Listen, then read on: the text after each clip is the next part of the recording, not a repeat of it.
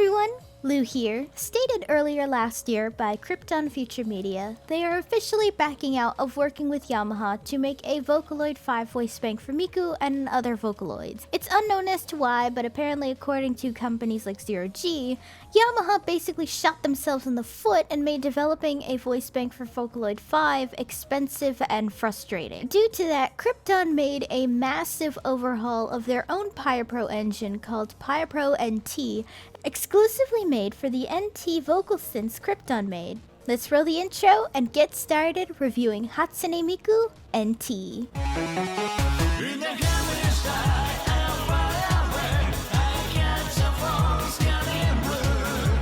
For those wondering, by the way, NT refers to new type. I'm guessing it refers to the fact that this is a new type of vocal synthesizer on the market right now. Unlike other vocal synths, Krypton actually released a beta of Miku NT.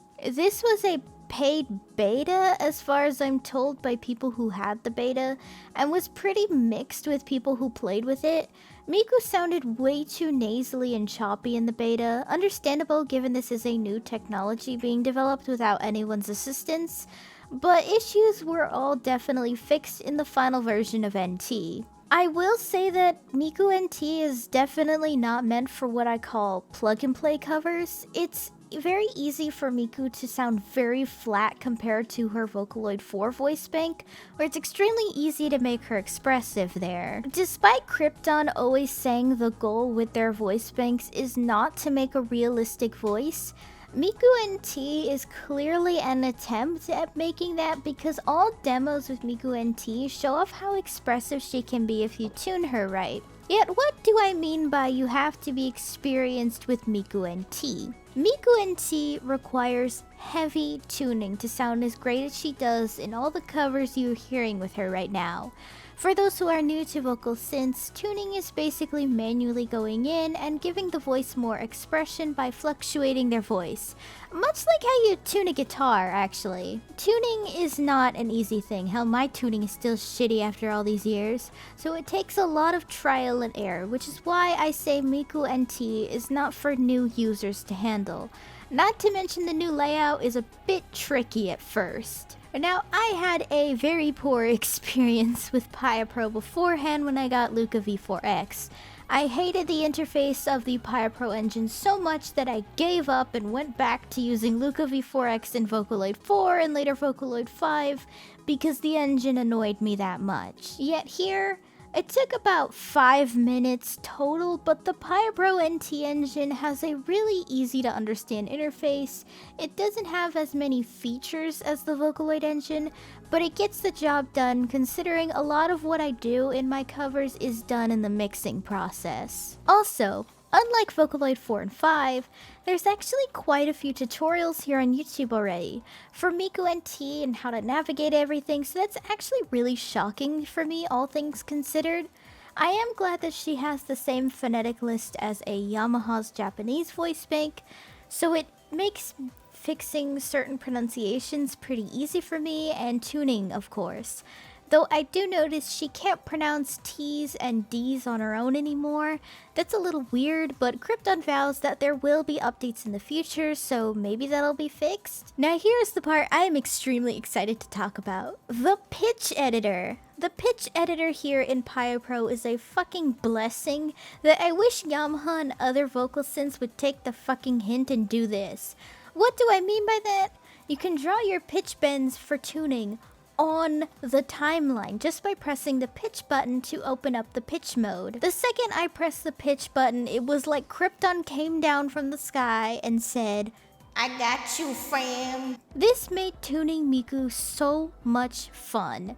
I hated drawing pitch bends in the Vocaloid editor because it was always difficult making it back to the bass note and just figuring out where I'm going on the timeline. Though I will say you do have to remember to loop back the note to the base of the note because Miku NT has a habit of sounding off key very easily if you're not careful when tuning her.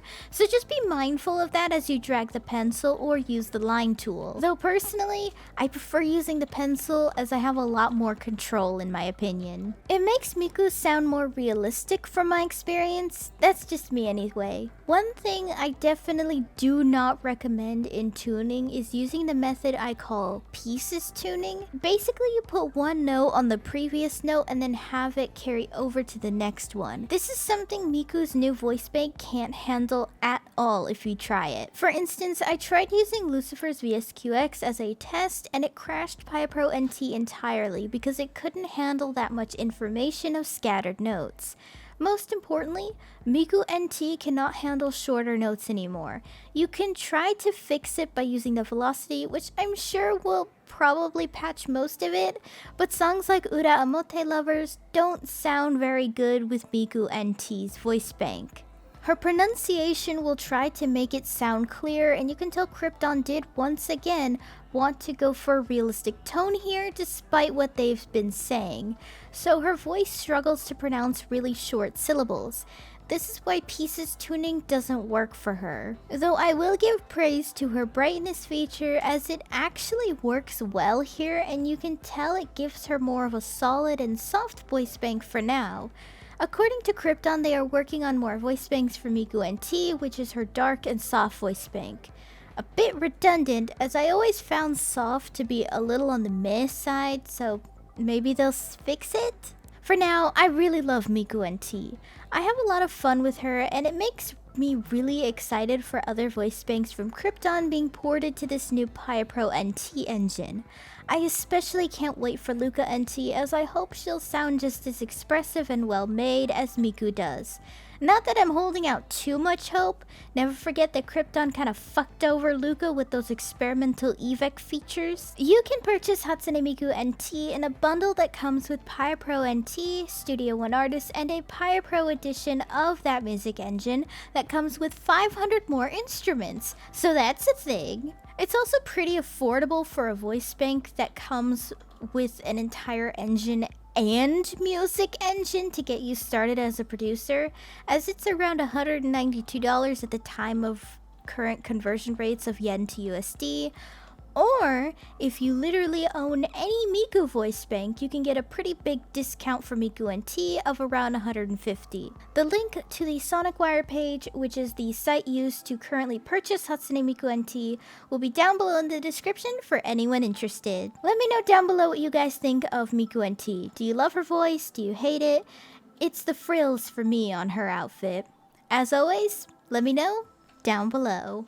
Hey guys, thanks for watching! If you liked the video, be sure to give it a thumbs up and consider subscribing if you're new. And if any older new subs would like to help support the channel in any possible way, my Ko-fi page is down below in the description along with all of my social media. For any subscribers, new or old, who would like to help with video ideas or maybe just want to talk about anime or something, then I have a fan server linked down below. See you next time!